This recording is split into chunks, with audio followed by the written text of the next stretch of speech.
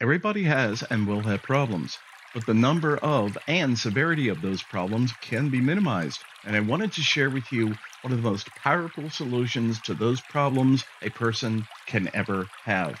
Hello, my name is Ernest, and this is Advanced Perception, where a very life experienced old guy like me offers unconventional advice on a variety of life situations and troubles. So if you find this episode interesting or helpful, please subscribe and feel free to ask any questions or leave a comment in the description below. Now, let's jump into this.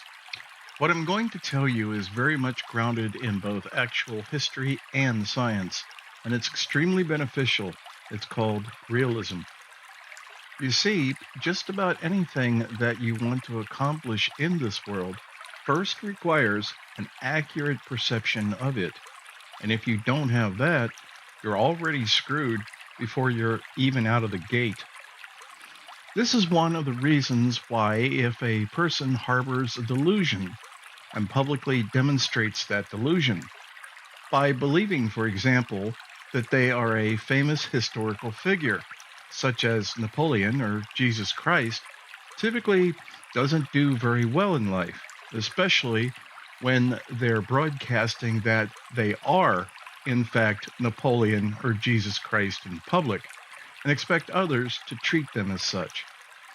Back in my day, in what I consider more intellectually honest and rational times, such people were referred to as, well, crazy, and were put in facilities, whether they wanted to be or not, to not only protect themselves, but to protect society as well.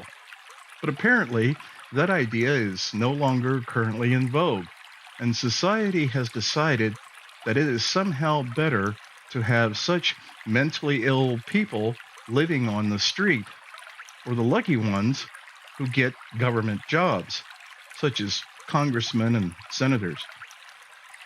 Now, aside from all that, assuming that you have your faculties reasonably intact, there is an entirely doable set of certain life rules that goes far beyond hope and actually produces positive effects in a person's life. Realism. Fortunately, the tenets of realism, the rule book, if you will, has only four main laws. And those laws, in turn, can be subdivided and applied to just about every facet of life. And here is just one of them. Your entire life, those you interact with must demonstrate any professed love for you through actual loving actions.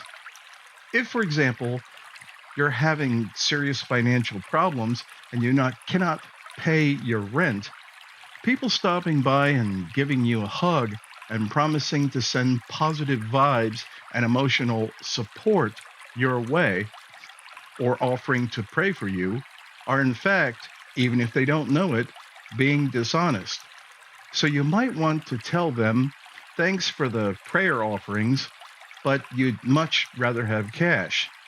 And if they can't offer that, see if they can offer you sex. It won't pay the bills, but it could end up making you feel quite heavenly. No prayers required. Honestly, there are a few wonderful people in my life that have gone above and beyond to help me in times of crisis. And here's my thoughts. Preserving my dignity is very important to me, and I never want to be a burden to anyone. But if or when the time came that I should suddenly find myself in a much better financial situation, such as like Joe Rogan actually coming through with the $1 million he promised me, for example, the people who helped me when I was having a crisis are at the top of my list to repay in kind, because symbiosis is a pure and simple rule of realism. Or, to put it another way, you should never forget those that have saved your ass, which is a true expression of love, if there ever was one. Now, I just want to clarify that sometimes The people involved in your life, whether they be friends or family, simply may not have the means to financially help you. And I totally understand that. But what I'm expressing here boils down to them demonstrating a willingness, an understanding of symbiosis, a core principle of advanced perception, which again goes back to realism, advanced perception's foundation philosophy. If I could just take a moment for this pitch. Here's the amazing and incredible Earnest Mann tote bag. Christ. Which can be all yours for a very reasonable donation by just clicking on the link in the description below. It's sturdy and holds a lot of ramen noodles. No, seriously, it holds a lot of ramen noodles.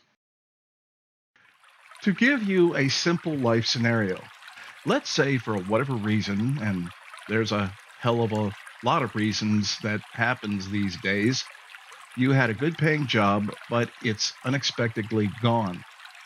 Of course, you're trying to find a new job, but in the meantime, your car breaks down and you don't have the money to get it fixed. So let's say you have a friend, family, or associate who is an auto mechanic. And simply because he's a decent person who understands that you're a good person, but that you're simply dealing with a rough patch in your life, and a hell of a lot of us are these days, he agrees to fix your car at no charge if you're able to supply the parts. That, as they say in Hebrew, is a true mensch, and that is someone you should certainly appreciate. But here's the symbiosis part of this. What are you willing to do for them? If at all possible, you need and should do something for them. It can potentially be just about anything. Yes, if your mind is adult enough, that could even include sex, assuming they're interested. But you must, to the best of your ability, engage in symbiosis, because if you're not willing to do that, you're demonstrating an unwillingness to play ball with the rules of life. And that's a bad thing, not just for them, but for you. To finish this up, understanding the meaning of symbiosis, doing tit for tat, quid pro quo, or you scratch my back and I'll scratch yours, whatever moniker you wish to call it, is a core life strategy that has been used by people for thousands of years and has successfully not only helped people to survive, but thrive. And it is totally based in the philosophy of realism. Well, I hope you found this helpful or interesting. And if you have any questions about this or any of my other episodes, you can reach out to me via my contact link in the description below. And if you really want to give me a compliment, besides hitting that subscribe button, telling a friend about the show would be the best compliment you could ever give me. Until next time, this is Ernest, and that's all I've got for today. Take care of yourself.